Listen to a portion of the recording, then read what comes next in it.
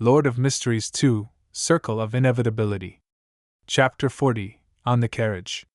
Compared to the time loop and humans becoming sheep, the scene in front of him was no less shocking.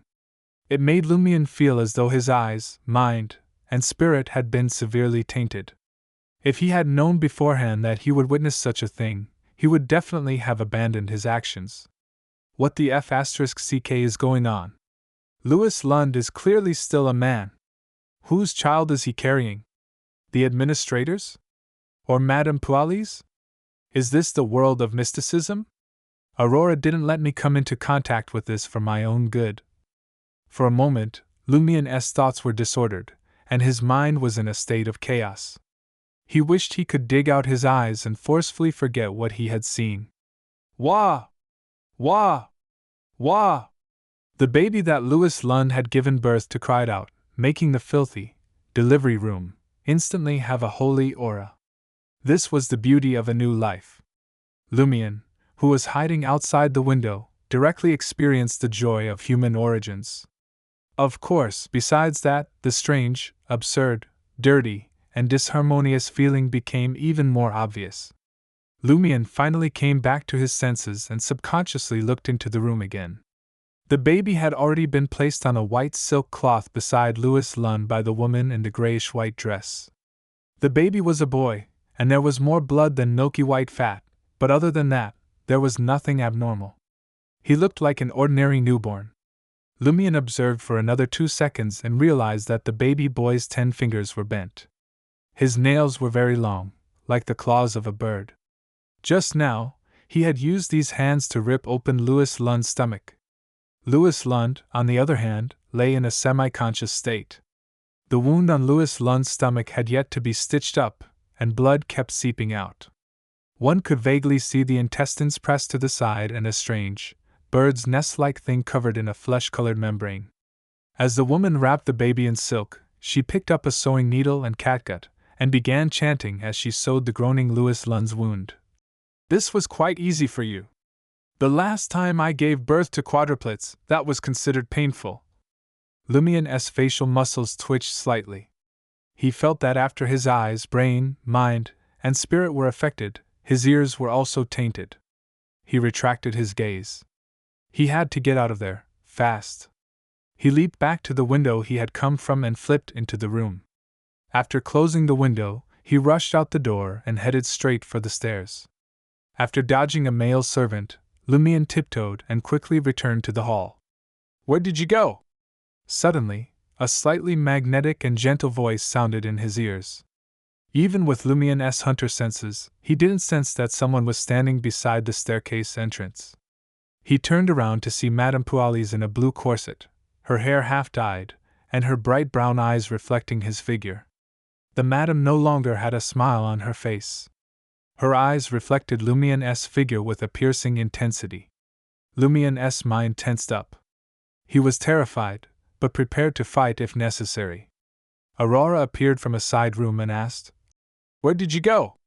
The carriage has been waiting at the entrance. Having been in a similar situation, the experienced Lumion said half-truthfully, Didn't Madame Puali say that Mr. Lund is sick? I had drinks with Mr. Lund and wanted to visit him, but this castle is too big. I couldn't find his room.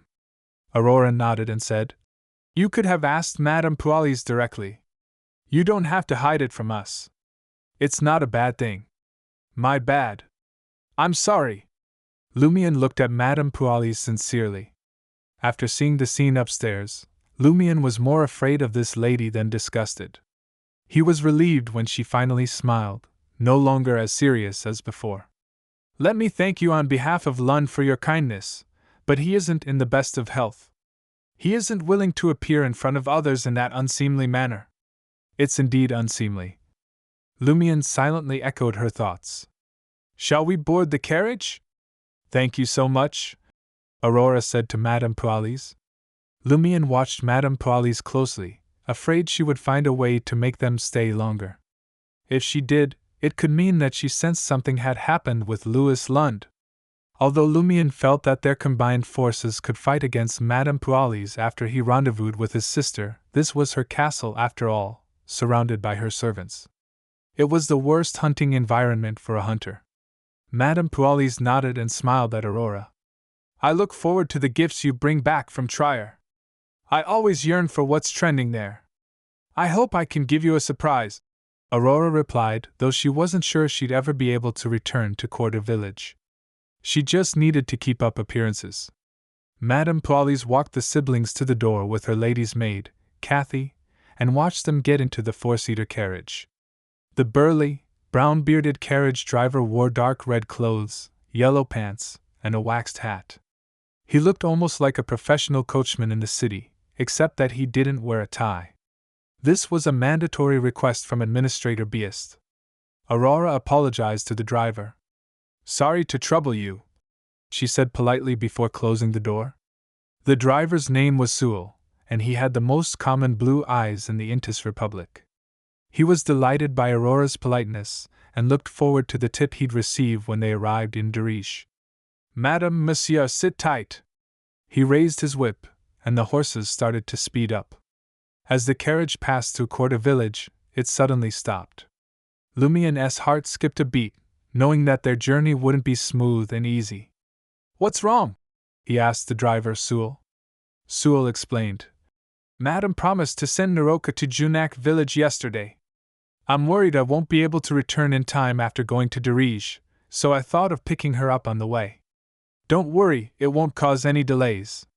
Junak village was closer to Deriche than Quarter Village. Going there first really didn't affect the estimated time of arrival for Aurora and Lumien. Aurora had no right to object since this wasn't her carriage, so she didn't. Lumien was more concerned about Naroka's safety. In the previous cycle, she had died under suspicious circumstances, possibly at the hands of a relative. It was related to the Padres group. Sewell went into Naroka's house before helping her out. Naroka was different from usual. She was dressed in a long black dress with exquisite patterns and a dark bonnet. Her sparse, pale hair was carefully combed. Hey, my little cabbages, where are you going? Naroka asked happily as she got into the carriage. Her pockmarked and wrinkled face was filled with unconcealable joy, and her previously slightly turbid eyes were much more energetic. Aurora told her the truth. I'm going to Trier to attend an author salon, and also bring Lumien to check out the universities there. Aurora asked Naroka, Did you receive some invitation? While it was normal for Naroka to wear black clothes as a widow, she only wore this dress during festivals, banquets, and the anniversary of her late husband's death. Naroka looked expectant. Yeah, to meet some people. Lumien quietly observed Naroka, trying to see if he could detect anything from her. The carriage started moving again, leaving Quarter Village behind. Aurora chatted with Naroka intermittently, keeping an eye on the outside of the carriage. Aurora worried that their sudden departure might arouse suspicion. As they continued on, Lumien sensed a change in Naroka's demeanor. She looked much paler than before, and her eyes lacked their usual liveliness. She only spoke when spoken to. This was very similar to the Naroka Lumien had seen in the middle of the night during the previous cycle. Lumien discreetly tugged on Aurora's hand to get her attention. Aurora turned to him, silently asking what was wrong. Lumien discreetly pointed at Naroka and drew a cross on her palm, a symbol Aurora often used to indicate an error in her scripts. He used it to refer to Naroka's concerning state.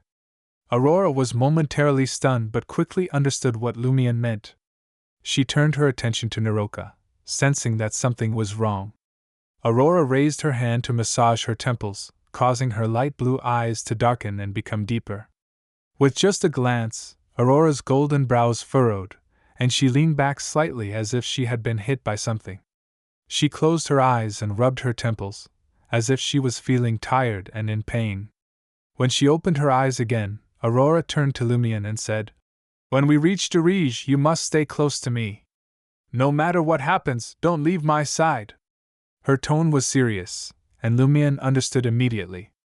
He knew that if something happened, he had to follow his sister closely. She would take care of it. He nodded solemnly and decided to tell Aurora about his recent beyond her powers later.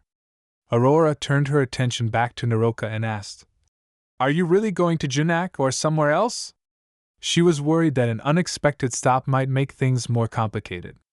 It was better to anticipate any developments and not fight in an environment the other party was expecting. Naroka's gaze was vacant as she replied in a deep voice. No, I'm not going to Janak. I want to go to Paramitha. As she spoke, Lumion noticed the outside of the carriage window darkening abnormally.